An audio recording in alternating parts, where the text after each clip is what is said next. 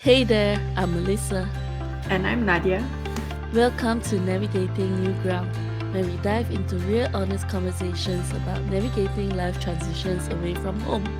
We're here to share our journeys, hear yours, and remind you that no one has to navigate new ground alone. So, welcome back to season 2.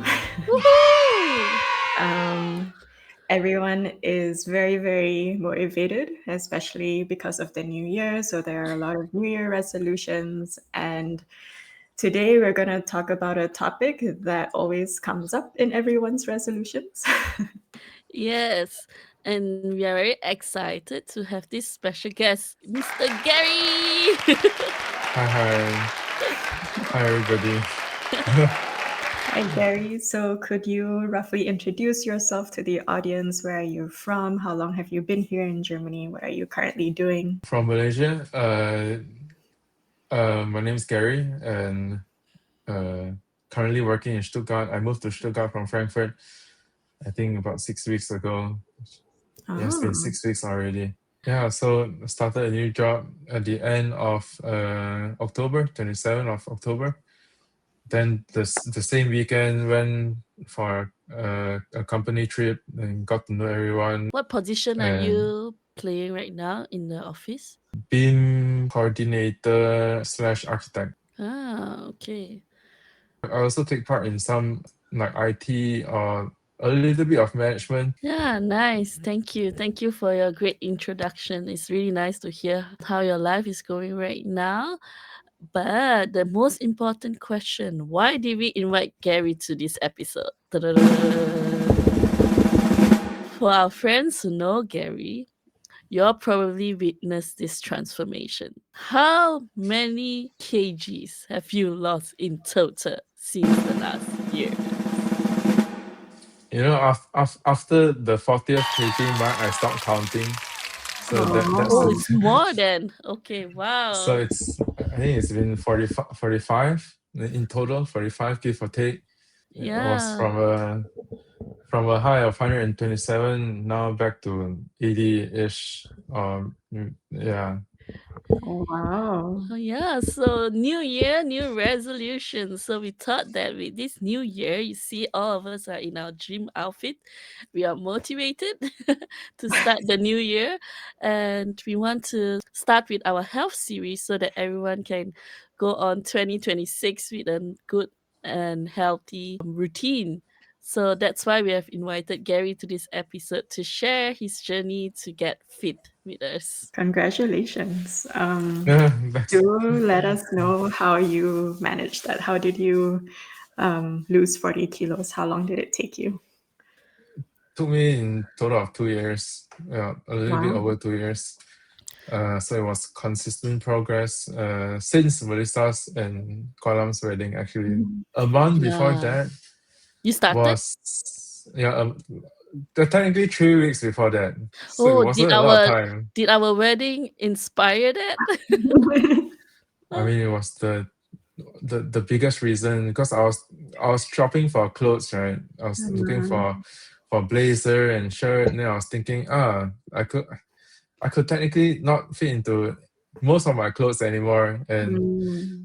was feeling tired all the time. Was thinking, but mainly I was thinking, if I'm gonna appear in every like significant event, like if I'm gonna show up in like every group photo, every gathering, and everything, then I gotta start like changing how I look to because Mm. it's the memories are gonna be permanent. Oh. I mean, not only on how I look, but how I feel, Mm. so that I can be healthy enough to attend events, to go for things, to join, to be part, to be included in um, like significant events. Yes.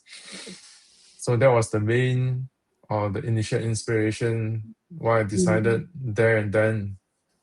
Yeah. Because I feel yeah. like this transformation we really witness is happening day by day.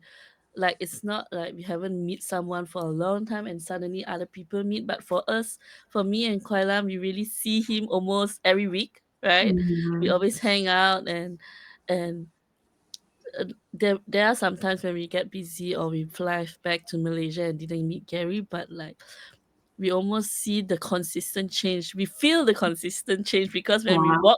when we are walking in the streets of Frankfurt, Gary used to be not sure where he is, like walking slowly in um because he's always distracted by the I'm vintage always camera distracted. Yeah. there, vintage camera Yeah. here, or like there's a cool shop there, furniture shop, whatever. But slowly we feel the difference is because where's Gary? We always when ask where's Gary, he's always in the gym, and and then when we are walking on the streets together, he became so fast. He's like his his legs are like so getting stronger, and we see the muscle in summer that is growing bigger, and like we were saying like, oh, stone rock hard, you know. We feel his difference, and then we see like his jacket size is going smaller and smaller and smaller. So Gary, other than us, how did your friends and family react to your transformation? Have you been home already, or did your parents see you, right? My parents came. Parents Mm. came. We went. We spent a few days in Frankfurt. Then we went to Switzerland to visit my aunt for a week and a half, or almost 2 weeks. And after that, we went to Northern Ireland. We spend time together. I think that's more important because like there's just also another side quest of the whole like holiday. So it's fine. But yeah, the whole thing was pretty weird because when I went to the airport to pick my parents up, right? They must be Or surprised. I expected surprise. What I did not expect was them to space out. Oh wow! Yeah, they spaced out for 5 minutes. They're like, who is Is this this my person? son? Vaguely familiar, but who is this? It's like, have you stole Gary's identity? Is this a doppelganger? Who is this man? Um, yeah. So it was just like almost 5 minutes of staring into space, and then I was saying, I'm standing here. Uh, where are you looking at? So they're spacing out. My dad was outside waiting for a taxi. I don't know for some reason. But my mom, she was taking the escalator, and then she saw me from above. Then she was just trying to process it. And that time you already lost like 30 kg probably. Yeah, 30, like 20 Mm. plus to 30. Man, that's crazy. It's a lot of weight. Yeah. Yeah, now it sounds absurd, but for me, right, to lose it gradually, right, it didn't Mm, feel extreme. It felt like Mm. 1 kg a month, it's fine. 1 kg every 2 weeks, it's nothing actually. I Mm. was desensitized to the idea of losing, of keeping track like over time. I yeah. just treated this. Okay, it's normal. Oh, okay. If I cut this, I lose more weight. If I eat more, then I maintain, etc. And then everything is just automatic. Everything is very mechanical. Like it's just in the background. So I don't even think about it. But after 2 years, 40 kilos, it does sound extreme. It's almost a, a teenager's weight, a person. It's Yes. true. Yeah. So I've lost a person's worth of weight. Hmm. But do tell us more about that. Like, what changes did you have to make in the beginning? Uh, like as in diet or lifestyle, Yeah, etc. diet, lifestyle, exercise, everything that you had to do. How do you I start it? mean, How do you start it? Yeah. it was an extremely, I wouldn't say painful, dry process, yes. But the very first thing I did, right, 2 years ago, which I absolutely do not recommend, was like like everyone else at in the current generation, we always look for the quickest shortcut type way around things, right? So I was just wholly for because I had 3 weeks till the wedding, right? I had no other motivation but to how do I manage this in the shortest, quickest time possible? Okay, so let me just read something online. wait, I did not read anything online. I just did assume what everyone assumed and said, okay, maybe I should just go on a treadmill, do as long as possible, and eat as little as possible. So those are the cliche, right? You would usually assume for a drastic weight loss, like, oh, to go on a treadmill, to eat as little as possible. Maybe eat just salad, maybe with nothing else, and you'll work out. But no, it was extremely counterproductive. And I did that for 3 months and actually did more harm than good. Like my hormones were out of Yeah. order, and my metabolism was also not working that well. I wasn't digesting. I was having cramps. I was having headache. It wasn't that easy. But even with this, like going in blind, right? Mm. Starting this blind without any research, it was also important, because the effects were strong enough for me to realize, oh, I actually have to put in some research. I have to study. I have to read Mhm. on this. So I've learned it the hard way, as in first pain, then lesson. Yes. Uh, so after that, then forced me uh, to really look at it again, and to realize that really need a lifestyle change, and to to not be so fixated on extreme diets and extreme training, extreme exercising, and to start learning, basically, to learn about nutrition, to learn about different exercises, to learn about different routines that I can try out, that what works for me.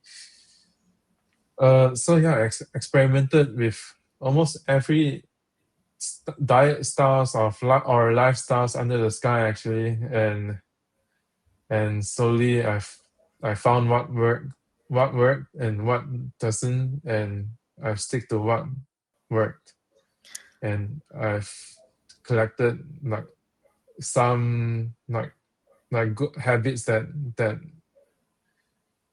I don't know, that is suitable for my body type, most probably. This library that you have now on your fitness journey, that took you a collection of 2 years. I'm sure you are still learning new information and starting new lifestyle, adding it on to your current Mm. lifestyle bit by bit. I can really testify to what you say, because like you always, when we meet, you share with us your tips and tricks here and there, like, I learned Oh, about this and that.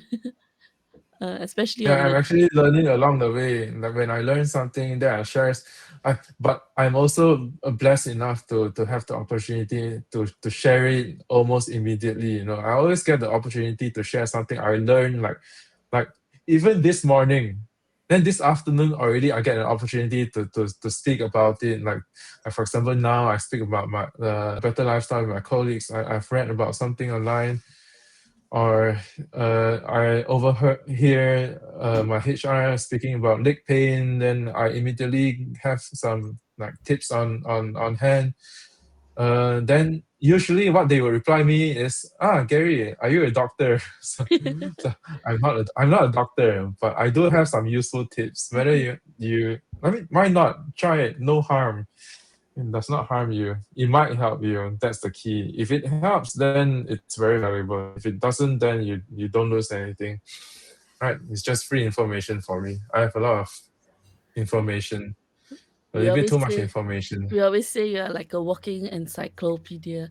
Okay, Gary, if you could pick, like, in this library of vast information of yours, what are the exercise or training style that you would say had made the biggest difference in this health journey?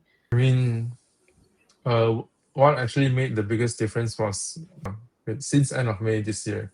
I had a trip with my parents. We went around parts of Europe, and we walked along. And at that moment in time, I also skipped the gym for a few weeks for office reasons. Then I realized that actually to do less is more productive. Like it might contribute more to health. As in, I rested more, I recovered more, I had more time in between session. I walk a lot more, and that helped with my cardiovascular health. Like my heart, basically that means my heart works better. Like there's enough oxygen to the rest of my body, so I don't feel so fatigued all the time. So really, what makes the most difference is to have things in moderation. It wasn't any specific exercise. It wasn't any specific training style. It was just the commitment or the consistency of a routine, as in it's more of a mindset. It's not a perfect action per se. It's more of like a mentality, like, oh, I have this lifestyle, and there's a proportion of diet, exercise, and there's also free time, leisure, there's also downtime, relaxing. Yes, there's also hobbies, and all of it has to coexist somehow harmoniously. And this ratio of time you spend in every type of activity differs from person to person. That you have to find your own formula. See, what works for me will absolutely not work 100% the same way for you. That's just, it is cliche, but it is true. Yeah. And for you to find out how true it is, that's the journey. So, Yeah, it's so crazy. it's a little bit philosophical, and it's more on the overall feel of things. Like sometimes you don't have to train as much. You just need to take some time off. Pay more attention, take care, be consistent. On top of not giving up, it's to really trust, really important to trust yourself and to have faith, and then regardless of the results or what my result, right? The process is key. The process is every day. That's the whole point. See. Yeah, if you're trusting the process is really the Yeah, easier said than done. You say Mm. trust the process. It's just three simple words, but to do it right, how do you actually do it? How do you trust the process? What is the process? And how do you trust it? How do you know that it will work? See, this is a lot of fundamental questions that you ask yourself, like, from day to day. Like, So would you say that you've reached a point where you plateaued, like you reached setbacks? I mean, the first entire year was a setback, actually. It was not fun. It was, well, obviously, like, just need to learn how to have patience, patience in the process. But like I said, easier said than done. When you go through it on the daily basis, and you're so exhausted from every workout, and there's no result. There's no result even after weeks, even after months of like perfect dieting, of It's like perfect resting. no obvious result. No, There's no incentive. but Like, you just think but to there's yourself, there's no change. incentive. It's actually change happening that is like not visible, maybe, or not visible enough that people can talk about it, right? Do you It's doubt hard. that? It's a lot of conversations, a lot of honest conversations that you have to have with yourself, and you have to be very truthful. You have to ask yourself very important fundamental questions, like, what do I want? What do I have to do to achieve this? Like, how much time do I need? And whether it'll work out or not, whether do I trust the process? Whether do I need any alternatives? There's a lot of consideration, a lot of things that I've tested. And during plateau, I think you just have to find like different, like, mini strategies to cope. Like, it's like a coping mechanism, right? No, but it's not that. But you have to cope with plateaus to find different, like, ways or different angle or perspective on looking at progress, right? It's not linear. It stops. It continues. It's not at a constant speed. And at that specific time, I weighed myself on the scale, like every week almost. Then at some point, there's no change for months, for 3 months. Then I decided, okay, this is not very healthy psychologically. So I have to think about what else can I do to look at this differently. So I stopped using a scale for the next 3 months. So, and I just look myself in the mirror instead. So you look yourself in the mirror, you notice like, oh, there's a line here, there's a change there. There's always microscopic changes that only you notice because you look at yourself every day. So even the slightest change you notice, nobody else does.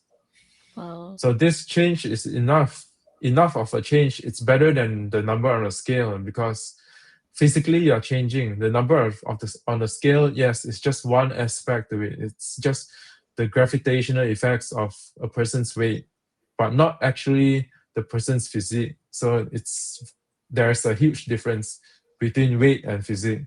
Yes. So someone can be extremely obese and someone could be a professional bodybuilder and they weigh the same kilograms. It's the same concept, same idea. I also really like the thing that you say, like, you start putting away the skill and just look into the mirror and start observing yourself, start questioning yourself, or notice those difference. Because one friend told me, like, you have to listen to how you feel, and I think that can be applied even into this like fitness journey as well. Like Gary said, he sees what his body is trying to tell him through the mirror. And when you say that, I realized that I have never really looked into the mirror to see the difference in me. And then years just pass by, and we only look back at photos to see, oh, I look so different back then. But what changed? I can't really tell. Yeah, we grow older and stuff, but like these minor changes bit by bit, day by day, I actually didn't really put in time to notice these things. I mean, there is a fine line between looking at it objectively and Mm. borderline into narcissism. Okay, you don't have to love yourself obsessively, but you have to notice the micro changes. Yes, and I think to savor every day is absolutely crucial. As in, time passes by so fast. If you don't catch it or you don't slow down along the way, I mean, it'll not wait for you. See, in 4 years, then it'll be 2030. 2030, guys. 2030.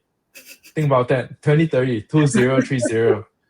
Right? Let it sink in. Huh? Oh, wow. It's crazy. No. So you have to savor it. Whatever lifestyle change. I mean, of course, you can talk about New Year resolution, but I think more importantly than having new resolution or re-resolution during New Year's, right, is to have to break it down into bite-sized pieces, to have bite-sized resolution. Like every day you have like a mini challenge, like, oh, okay, today I was on a treadmill, I was on the stairs, I took the stairs, or I walked like an extra kilometer, or I walked extra 1,000 steps. That itself, right, is more important than having a season of wanting to change, because that's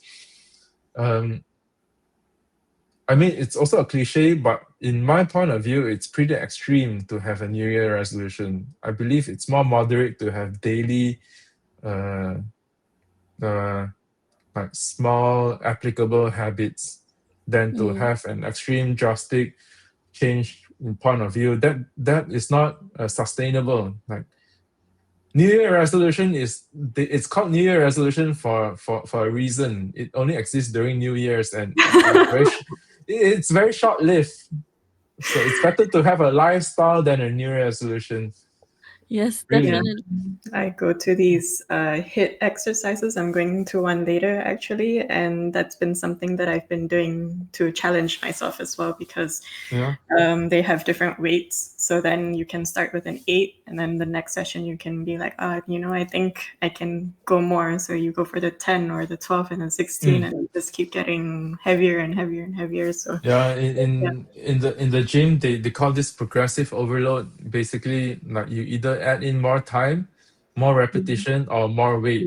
yeah. But the main point is to slowly progress over time. Mhm. That's why It's literally, it means progressively overloading the training or the exercise or the movement, all of the above. So you either can add weight, or you do it for longer, or you do it for more repetition. Like instead of doing it 10 rounds, you do like 15, and that's already progress. And that margin of progress is so important, because even 10%, right, it makes a 10% difference in your overall Mhm. physique, or your overall like results from your training. um, you don't see it, because 10% of 30 kilo, it's 3 kg. 3 Mhm. kg on a dumbbell there's nothing there. Yeah, Gary, I really appreciate you pushing me. He said 7 a.m. in the morning, he's texting me, "Where are you?" "I'm in the gym waiting for you, the one near your office." Then I'm like, Yeah, there's no reason. It's the uh, one that is near your apartment, near your office. I come all the way from the north, 15 minutes, just to like motivate me. yeah. And And I'm there, even though I'm there earlier. See, I'm there yeah, before.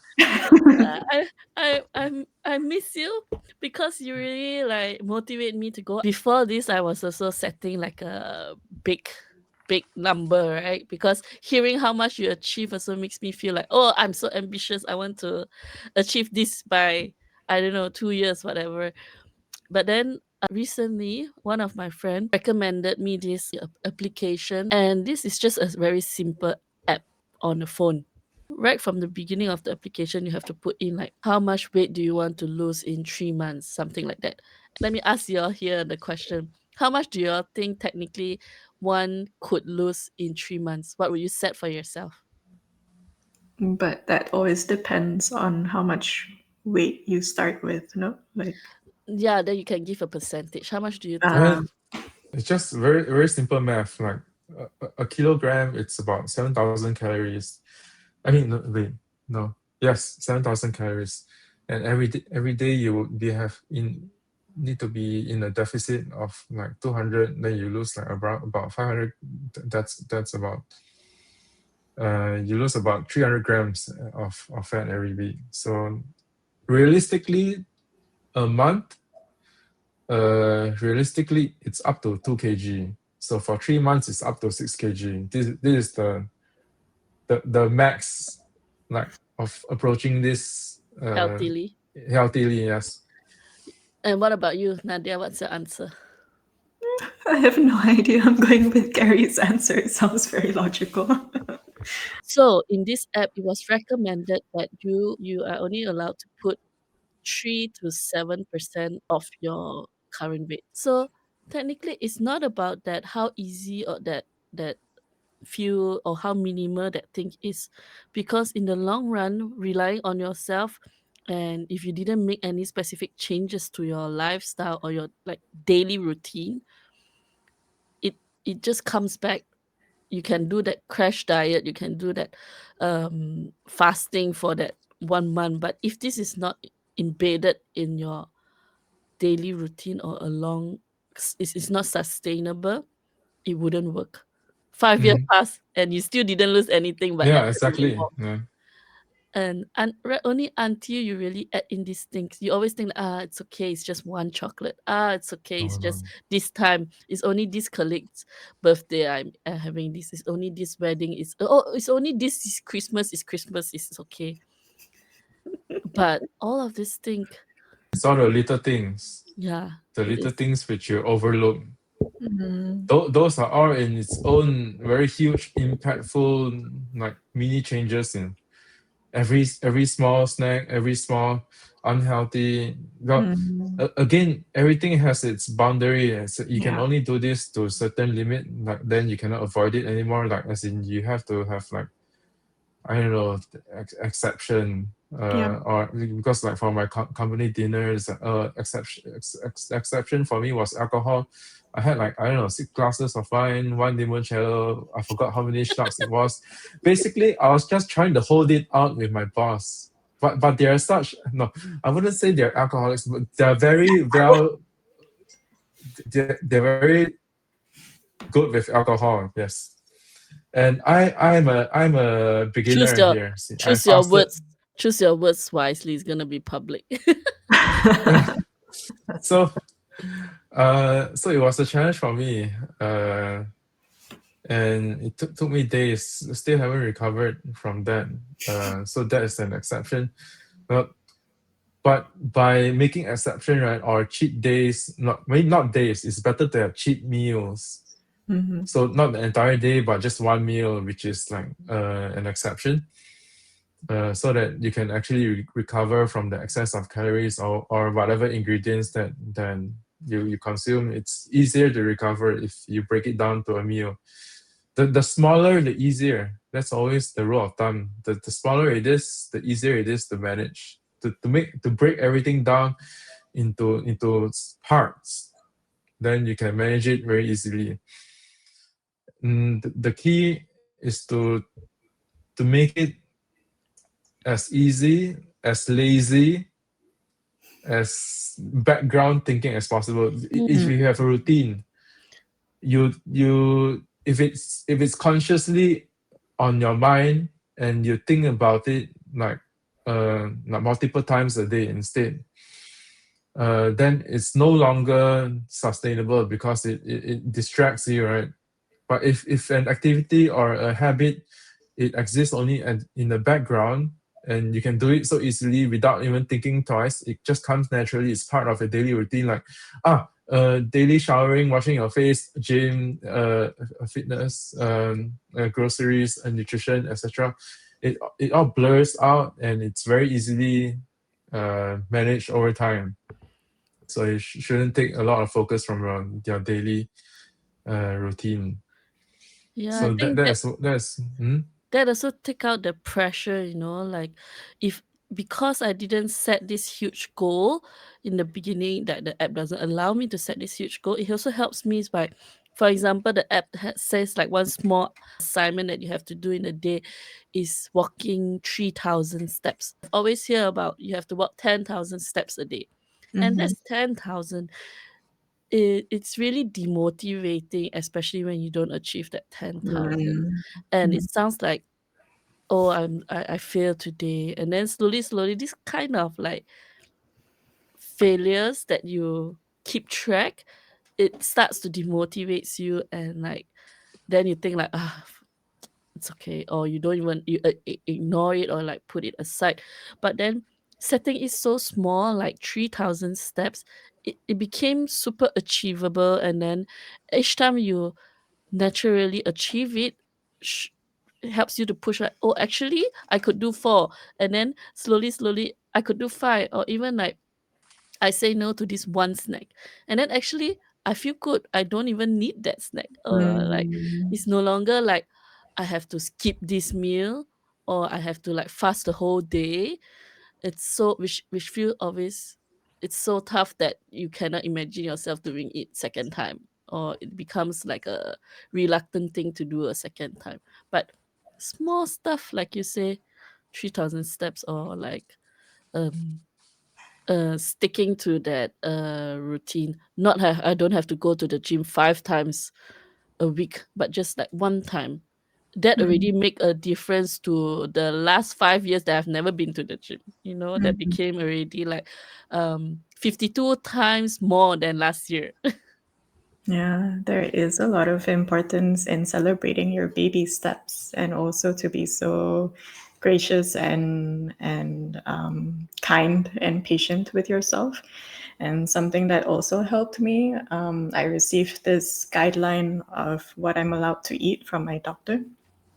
And it's like a very strict guideline because I cannot eat like gluten and milk products, and that already eliminates so many different products. And then there's even more to the list. Because of And then, your skin, right?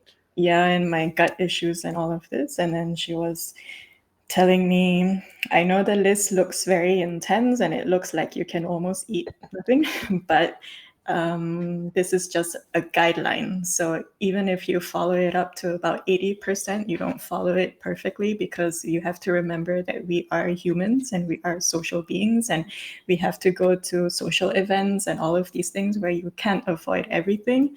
It's fine. And for her, to say that, or for me to hear that from her, from a doctor, was very, very comforting to know that, yes, I can be so Mm. much kinder to myself in the whole process.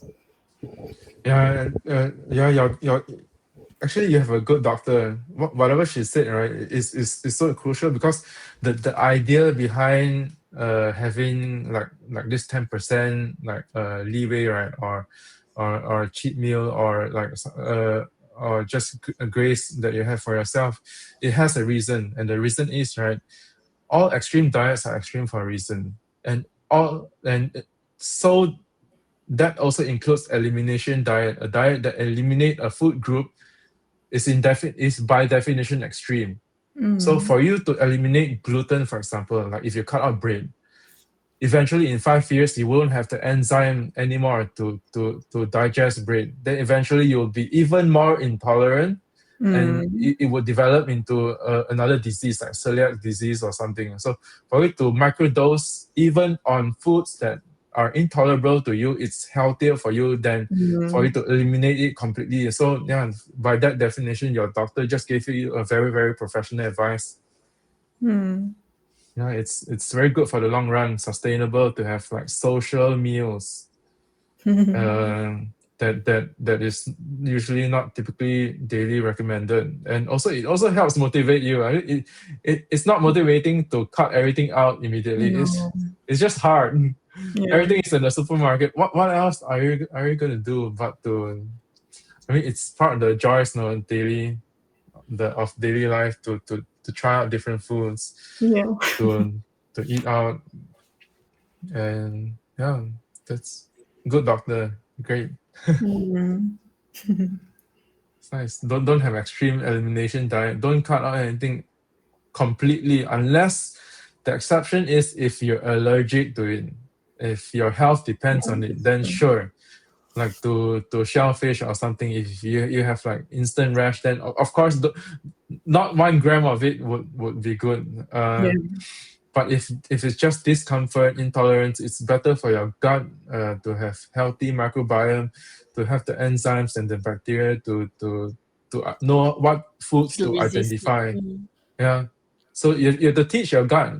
Your gut is teachable. You can train your gut over Mm. time. But Mm-hmm. eventually you won't have the problems you have today in the future if you make like micro changes again, not on exercise, but this time on diet, on nutrition, and also maybe you can supplement on some vitamin group that you miss out from cutting this food group out, maybe some magnesium, some zinc, etc. So That's I'm very interested to. I'm very curious, Gary. Like in compared to the you before and the you now, how do you see your typical meal these days in compared to those days? uh my meal now. uh it's very, I don't know, it's very generic. I don't know how do I describe my meals. uh because the fact that I cook every day, every meal, without exception, almost without exception, I bring like 2 lunch boxes to the office every day. And actually, one of my colleagues, he confronted me on it. He said, "Gary, actually, this makes me feel a little bad because he buys these fried noodles from the Imbis, right? Then I come with this steamed veggies, grilled salmon, basmati rice, and so forth." And he said, "It's a big contrast. Uh, I respect why you do it. It's very challenging. I couldn't do it, but I respect it. I wish I could do it." Then the only thing I said, you you can actually just just do what I do, or do it easier, or do it lazier, or then at that point I would just tell him like, just make it as easy as possible. If you don't think about it, you'll do it. See, there is the contrast. So every day is very repetitive. It's very automatic. I just rotate like different ingredients, different spices. Every day I just experiment. Then over time, I remember I'll notice my preferences. Then I'll just have more of that instead of what the, I don't prefer. Then I have like a mental menu that I have on rotation, and I don't think about it anymore. It's Mm. just automatic. Mm. So now it's just like any kind of protein that is on sale, any kind of carbohydrate, just switch it out from time to time. Um, but one thing is have to look at nutrition, have to have like a well-rounded supplementation, and that is just to fill in the gaps of not eating like whole food groups. Like if I don't eat enough vegetable and don't eat enough fruits, then supplementation can help, but that shouldn't replace. Mhm. Would always try out different interesting vegetable mixes. Um, yeah, every day it just rotates. It's actually pretty random. It's like roulette. I go to the supermarket, then I just okay, maybe this today. I read the nutrition table. As long as it's within more or less within range, it's not too crazy like 20 grams of fat or something, etc. But you do this enough, after a year, you have like this gym eyes. You just look at Mm. the packaging, and roughly up to 90% accuracy, like what macros it has, like how many calories, how much proteins, just roughly. So now I start eyeballing everything. I just eyeball everything. Okay, it just depends on how I feel that day. So, I have my mood today. Okay, let's do chicken today. Okay. It's very random. It's also a lot very flexible, a lot more flexible than it used to be before. Before this, I used to be a lot stricter on myself. Then now I just Yeah. I have no energy for it. Yeah, it's true. It's a lot of work. But then, how were you eating before you started this journey? Would you say you had a lot more junk food? You had a lot more snacks? I mean, it was a complete 360 turn, Wow. of diet. So it was only snack, only junk food, only meat, and more of all, the fattiest, the most fried, the most grilled, the tastiest version of that food group that I can find. Right? It's Mm. everything. It's just very addictive, and Mm. um, but that has to do something with our dopamine Yeah. levels. No, if something that you can't imagine yourself living without every day, then you're Mm. by definition addicted. So Mhm. for me, it was food. I was addicted to foods that are unhealthy, the um like highly processed foods, fried foods, Mm.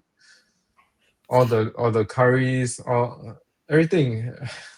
But would you And say, like actually it is related to something much deeper within? Because like you say, this dopamine craving, right?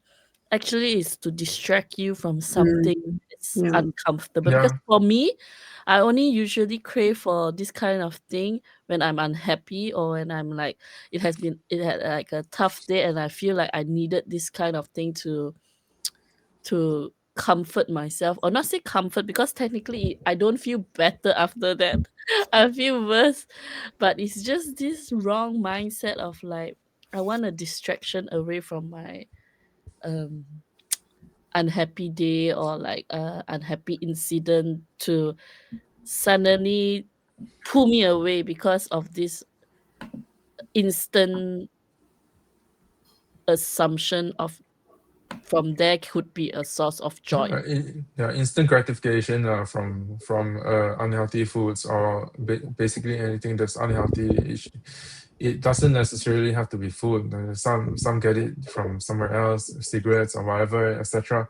That Mm, any substance that you can abuse and can be addicted to and can do it continuously can cause addiction, and that does not exclude food. And I was probably addicted to junk food for the longest time because it was the only lifestyle I know. So, but at Mhm. that point, the mindset was, there's so many variety in Germany. I need to try them all. So, and I cannot try them all within a day or two. I need to try them all over time. So every day I just buy a different snack. I just buy different processed food, buy different meats, but not vegetable. So that was a mistake. Try different carbs. So it's a different. I put my passion for research into the wrong direction. Mm. So as in, I'm very interested in knowing about stuff, right? That's why I have a lot of borderline useless information in my head. Uh, that obsession was towards junk food for longer than it needed to be, for way too long. It lasted for way too many years. So that really destroyed my health. And uh, yeah, at some point I had to switch to make a complete turn. So I applied this same obsession towards wanting to hoard or obtain information into healthy foods instead. So I learned about healthy foods, healthy lifestyle with the same intensity Mhm. for a year or 2 years. And now I'm taking a mental break from all of this. So now Mhm. I'm very relaxed, everything in moderation. I've learned the theories, I've learned the knowledge, and now the application, it's really subjective. It's really up to me. I can do whatever now because it has been working for a while and it's been repeatable for a while. And now I can really like take a step back from information gathering, and now I'm in like application. See, like so it's more personal now. I can really choose and fine tune, and I don't have to think about it just purely like mathematically, like how many calories to the number, to the decimal. I don't have to do that Mm. anymore because it's no longer productive, it's no longer meaningful. I no longer like benefit from obsessing over that anymore. For now, um just trying like new, like totally surprising cuisines, like Mm. I'm researching into like Persian cuisine, for example, recently, because their use of saffron and Yeah. berries and different kind of like herbs that fascinates me, and that don't contribute much calorie like in general on a whole, but then it does make it interesting to, Mhm. you see, you never think about it. Persian cuisine, or can be Palestinian cuisine. It can be anything. Um, but it does make it interesting. So, but you could also say that I found a new obsession. Yeah, I A think good hobby. maybe I have ADHD, which is undiagnosed. I'm not sure, but learning about stuff, I think that is very fun, and I love learning about stuff. I think you just really found out how to use your strength, because I think this has been your strength for the longest time since I know you, because I feel like your curiosity, your skills as well in researching, and also your passion in reading up all of these things, because not everyone can read like you, Gary. Not everyone can put in the time to do all of this research on just like for you. I feel like you are someone who, once you have heard about this, oh, you think it's super interesting, and you would go and read a lot about it, gathered information, and remember them. Because for me, I'm like this in, this out, Yeah. or maybe it like Kuala always say, he tells me some new information and I fall asleep. But I think that that's really your strength, and I'm, like you say, now you have put it in a um right place, and you see it clearly where you can benefit from it. And if it doesn't benefit you, then you stop putting, and then you change the direction to a new direction where it um but benefits you further. And I think that is actually the new skill that you have learned to complement your this strength that you has always have. Yeah, it's the next level actually. My obsession is evolving. Yeah, and I'm so happy to hear you and hear all of these things that you share. It's really, wow, Gary. Wow. Yeah. in end of the day is fitness journey, weight loss. It's not spectacular. It's not something like I've invented something. It's something mundane. But then the daily rituals, right? The daily living. I don't think it should be overlooked that much. I don't think it should be ignored, or you should just pass time. Mm. Is if every day you notice something that is significant to of any level, then it is special. And but maybe this is just me romanticizing, but I think it is good. No, I think it's true. Actually, Yeah. we tend to we tend to ignore many little things or like insignificant things, but like you say, it is those insignificant things that sticking your minutes throughout your day, and minutes become years, like small amount become a significant amount. Every insignificant thing becomes significant when it's multiplied and collected. So like you say, moderation and reflection is really like the key, the whole process, Yes. going through, noticing the micros. Yeah, to slow down, to digest it, to take time. And also this whole process also taught me about myself. Like I have a lot of hard conversations with myself. I have Mm. enough. So now I'm taking a mental break. But I had all this conversation. I've questioned myself to every detail possible. Like I've really critically asked myself, like, what do I want? So where do I see myself? So is this what really reflect? Does this reflect who you really are? Who really are you? See, a lot of the most like existential Fundamental. questions and fundamental questions. A lot of the hard, difficult question that you have to ask yourself to know yourself better, like this is all vital. It's all vital in, I don't know, growing up and growing old, I suppose. Yeah. I think now more growing old than growing up. So I think we are all grown up. But to know yourself is such a precious thing to have. It's like Yeah. how else are you going to know yourself but to talk to yourself, to communicate, to conversate with no one in the room? You ask yourself questions. Mm. See, it sounds creepy, but it's very like essential. It's essential. So you know who you are, you know where you're placed on this earth, and you know like your purpose, and you find things that actually has meaning. Regardless of what it is, and this case, this fitness is just an extremely small part of it, but Mm. it certainly helps. It helps by making me learn about how to build sustainable, long-lasting habits.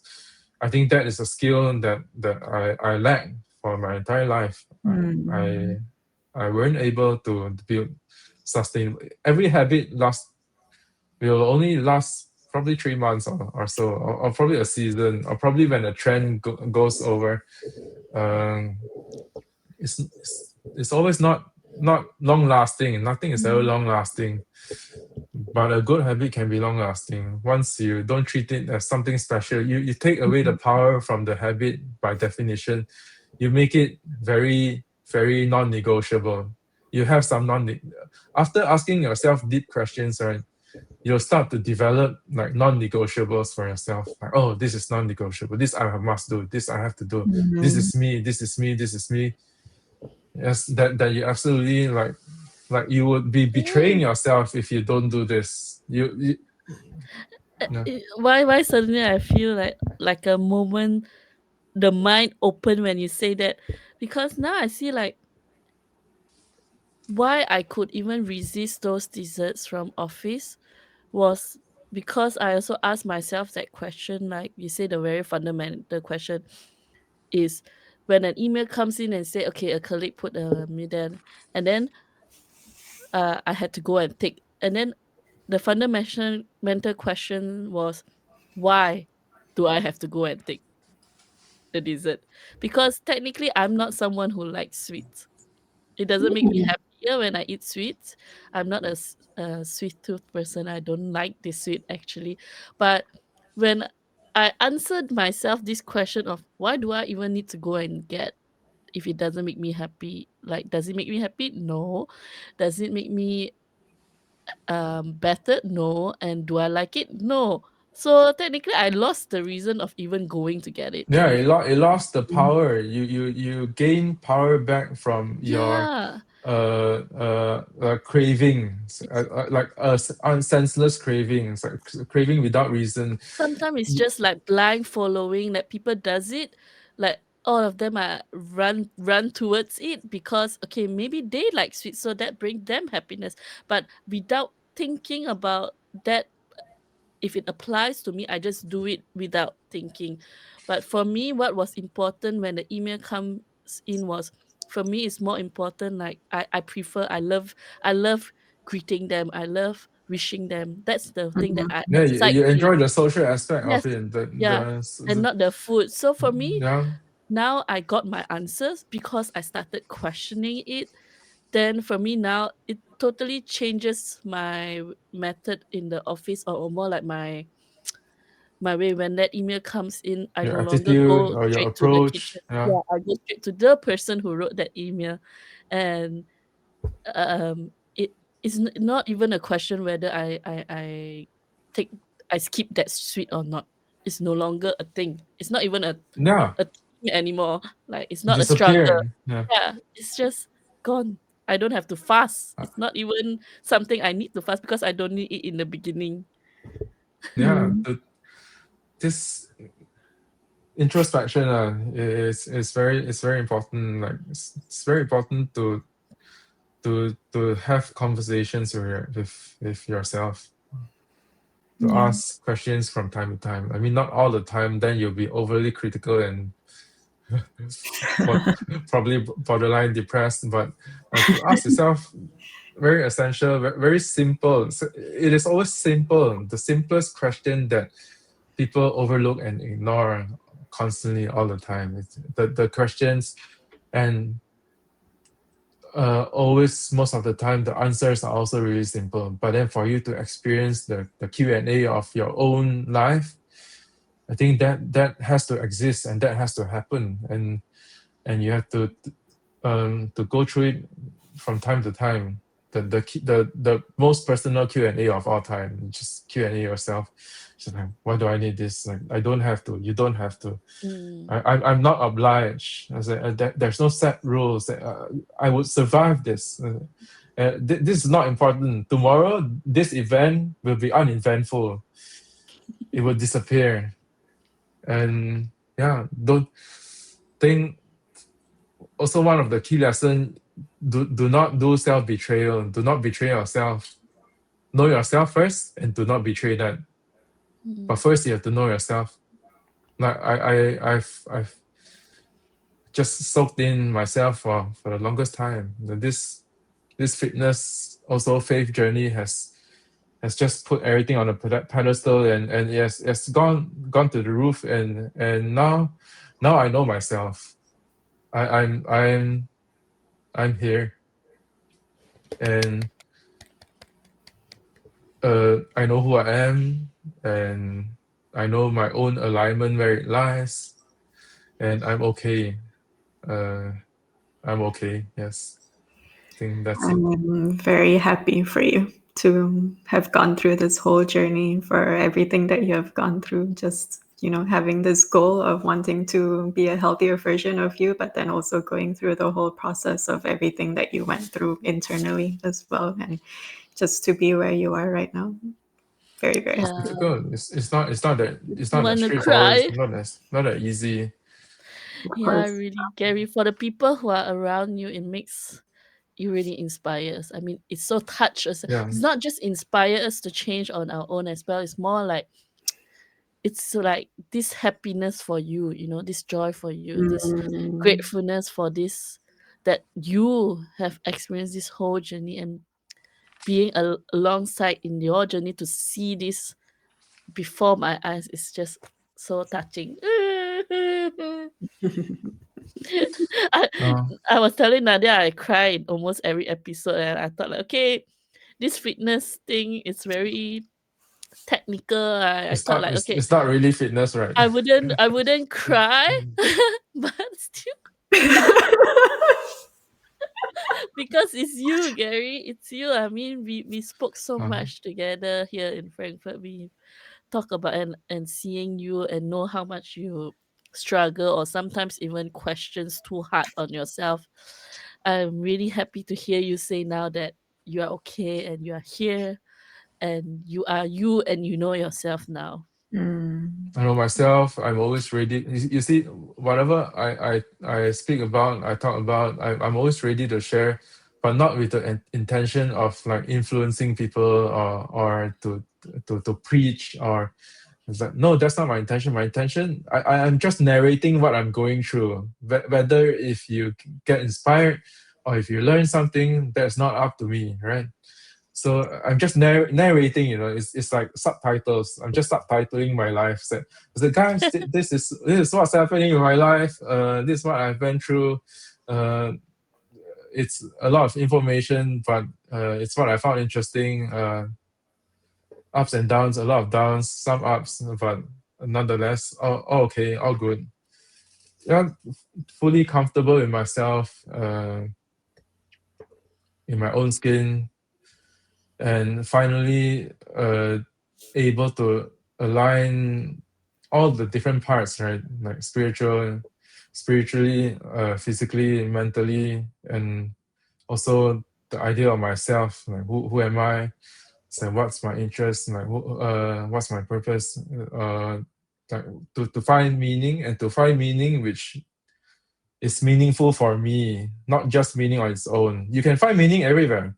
By definition, meaning is just description of anything, right? Mm.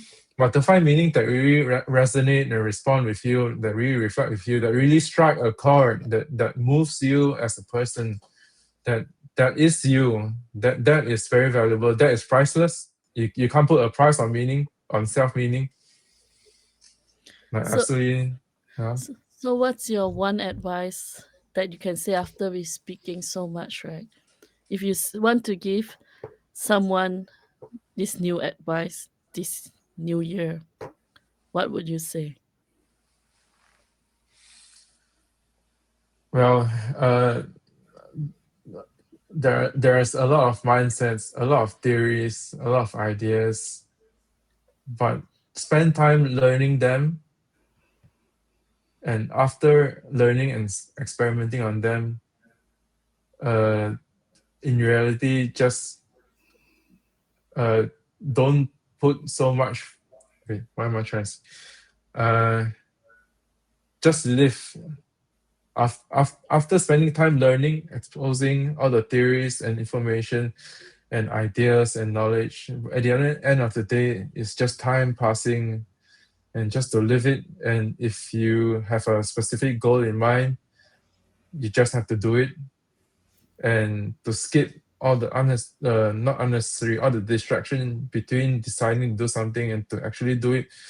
To just for a moment in time, you can just skip that and you can just pretend that it's not there and you can decide to do something almost immediately. And it's just I don't know, maybe it's a strategy that people can try, that you decide to just flip the switch, just try something and do it consistently, or to challenge yourself, not just for challenge sake, but to see like what you're capable of, like to know more about yourself, not just mentally but physically, um, and more of all to give yourself a chance.